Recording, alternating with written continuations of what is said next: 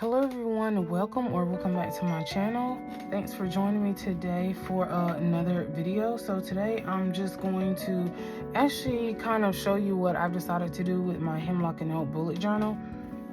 So for a really long time I've wanted to do a reading journal, but I never got around to it. So I had been looking at some videos of ways that I could set up my bullet journal, and even though I've looked at tons of videos that were extremely helpful and tons of YouTube channels that were really amazing, I'm a really simple person, so everything was just a little bit too over the top for me.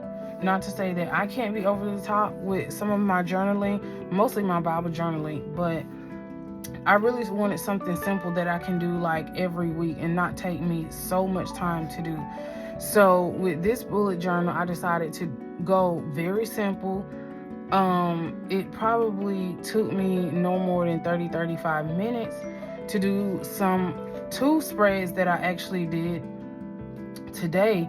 I really wanted to record those, but because I really didn't know what I was going to do or how I was going to decorate it, it took me much longer than 30 minutes. Usually it does not even take me that long to decorate the inside of my journals, my planners, but it just took me a little bit longer because I'm just like, oh, I don't really know what to do or how I want to set this up.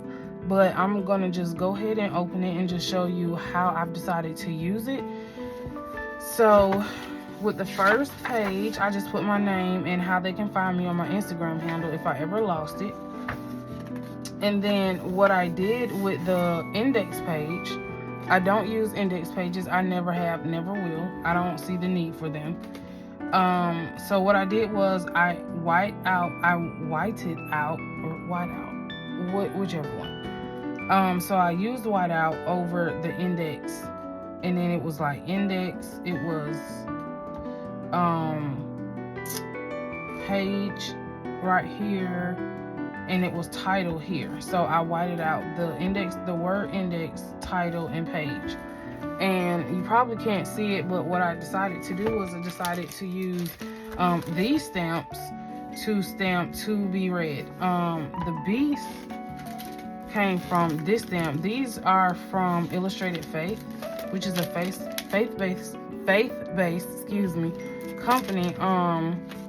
It's called Illustrated Faith. They actually have a YouTube channel as well as Instagram, and I get all of Shauna's alphas that are in her shop. So if they are still available, I'm not sure because most of the time they sell out. I will link everything below in the description box that I use. So, and I just put to be read. So what I want to do is I'm going to just list no more than this page, as you can see. So since it's just one page, this is good enough for a year. And I'm going to just write in titles of books that I actually want to read this year. Even if I read more than that, that is completely fine. So this spread, I actually used a stencil. I used a stencil, a stamp set, and distressed oxide inks. So I used like a blue, red, and yellow to kind of coordinate with the title of the book, which is Nearly All the Men in Legos Are Mad. So pretty much I read this last week. I read this whole book last week. So I still wanted to add it in this journal, even though it's for January through the end of January. So I pretty much just used a stencil and I'm actually gonna show you the stencil. So I left some color on it intentionally so you can actually see how it looks. So I just used this stencil to, y'all had a brain fart, sorry. So I used this stencil, and I'm gonna show you. So these are my foundation brushes. So I pretty much, they're color coordinated. So I used blue, red, and yellow, and then I just used this to blend the ink together. That's what I was trying to say. So, and then these are from Amazon. I bought all these from Amazon, and I absolutely love these. These are amazing when it comes to using distressed outside inks. So I use that stencil, and then I use a stamp set like this bee, and then these texture stamps. These are stamp sets. So also I want to show you so the words, summary, author, interpretation, question. I use, like, these are acrylic blocks, so I use these with VersaFine ink and Stays On ink. Stays On ink is a solvent ink, which is completely permanent. It stamps on acrylic, glass, plastic, you name it. It's pretty much stamps on any type of surface. VersaFine is a pigment ink, which does not dry as fast as solvent ink. But this ink, I swear I've had this for 3 years, and it is still juicy like the first day I bought it. It is absolutely not dry at all. I'm not sure how it's not dried out after 3 years of use, and I use this religiously. VersaFine ink helps pick up very fine details. So I'm gonna actually show you when I get to the next page what I mean. So I'm going to show you. So I used, this is a stamp set also from Illustrated Faith. This came in like a devotional set called Word Nerd, and I totally forgot that these actually had words on them, like study words, or like if you wanted to do like some type of book review, Bible review. It has keywords, context, summary, theme, definition, author, my notes, question, prayer, observation, interpretation, application, cross-reference, background, in my words, I see Jesus, Bible study, I will follow Jesus. So I'm planning on using this. You will see this stamp set a lot. Everything that is still available, I will try my best to link below in the description box. And I've had this for a while. I've had this actually for a year. So I'm not sure if this is still in her shop. But this really helped me because I did not want to have to use each individual stamp to stamp out each letter. Like, that would have taken extremely too long. But this is a game changer. So I use this in order to stamp on here. So I put author, summary, my interpretation of the book, and any questions that the book prompts me to have after I've read it. So and then this was from December. This was from last week. So I'm pretty much gonna fill this out tomorrow. And I completely finished the book on Friday. The book was amazing. And then I'm going to flip over to this week. So I actually don't like this page as much as I thought I would have in my head. Let me move this out of the way. I think it's just the colors that are throwing me off a little bit. And I used 2 stencils. So I'm gonna show you. So I used 2 stencils. I put them on top of each other. And this is just experimentation, to be honest. I just wanted to experiment, and this motivation came from Mom Run Craft. She's over on Instagram, and she's completely amazing. And I have all the colors of the Distress Oxide inks, but I never thought to use them in my bullet journal. So she kind of gave me the motivation to use what I have and not just have them sitting on the shelf looking at me.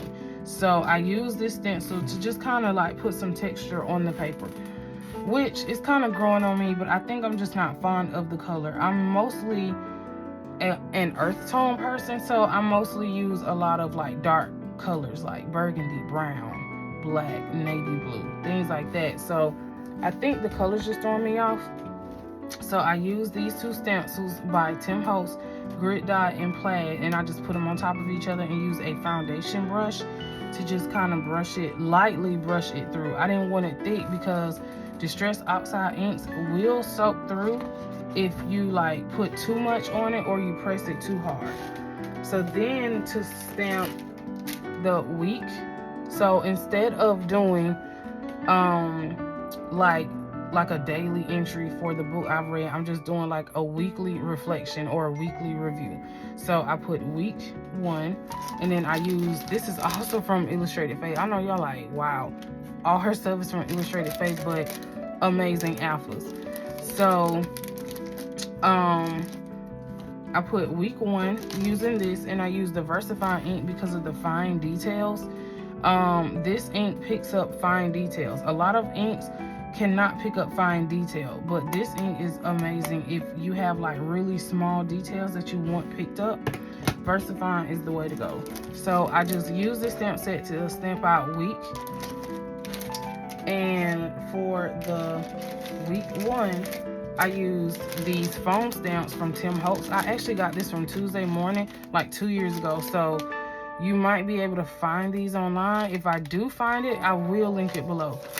And I absolutely love these stamps. These are foam stamps, so it doesn't take much pressure to like stamp these. And I stamped this actually in a Timber Brown from Stays On. So this is another one that I have. It's called Timber Brown, and it's actually brown. You can't tell it's brown at all. So when I stamped it, it actually looked black. So really I could have just used black. So my purpose of using, oh, I forgot one more. So, and I also used this stamp set to stamp the flower. The impression wasn't good because I didn't press hard enough, but it is what it is. It's staying like that. So this is also from Illustrated Faith. It came from with a devotional set. Like, I got this a year ago. So my purpose of using the colors that I use, so the distressed oxide inks that I used was Fossilized, Amber, Wild Honey, and Rusty Hinge. And I just kind of just mixed them all together, which is why the colors look a lot similar. And I tried to add some texture in with the texture stamps. And then I have a book stamp, as you can see. Like, the books is a stamp set from Wawa Stationery, and I just kind of lightly stamped on here just to kind of like bring some texture into the spread. So when I write extremely small, so I do not need a lot of room to write, because my writing is extremely small, and most of the times I either write in cursive or I use block lettering. So, and then I use the same stamp set. So it says author, summary, observation, interpretation, in my words, questions. So this is pretty much how I'm going to set up my spreads from week to week. So once I'm finished with this book, depending on the color of the cover of the book, the spread color will completely change. Because I'm a type of person, I am very anal when it comes to making sure like my colors are at least kind of match or is cohesive with the color of the book. So that's what I plan on doing from week to week. So it'll be by week, and it will pretty much be similar to this setup. So it'll have, once I change books, it'll have like author again, summary, observation, question. So pretty much anything I feel I want to reflect on the book. So, and I know you're probably asking, what was my motivation for wanting to do a reading journal? But this really just this is not a regular reading journal. I'm actually making this reading journal according to authors outside of the United States. So I want to get a chance to expose myself to different cultures. So one of the things I'm focusing on is really just exposing myself, learning about other cultures through reading, learning about their religions, their faith, their beliefs, their, just all the systems that they have, their political system. And I'm really about exposing myself and immersing myself in a culture, even though I can't go to that place. So one of the places that I chose is actually Africa. I love Africa. I've never been. I'm planning on going. I have Nigerian friends. I have friends from Ghana. And I really just love the culture. And I'm always watching Nollywood. And I told myself, I was like, hey, I wonder if I can find Nigerian authors, since I'm always talking to them. I was like, and really just learn about the culture more than I have just by talking to them. So I said, I was like, hey, I'm gonna just do a reading journal specifically pertaining to Nigerian authors, and that's what I plan on doing this year. So you're gonna see me have a whole bunch of books from Nigerian authors, and these are some of the books that I plan on reading. that are from Nigerian authors. So what I did was I just went ahead and, as you can see, I cut out these 2 books. So these are some of the books that I am going to read. And I just went ahead, I don't believe in just wasting paper. So I just went ahead and copy and pasted the books into Word. And then I tried to get it all the way down, but the other books wouldn't fit. So I just pasted them all on Word and then just printed them out in color. And I was going to use my HP Sprocket, but it doesn't print the color, like true color.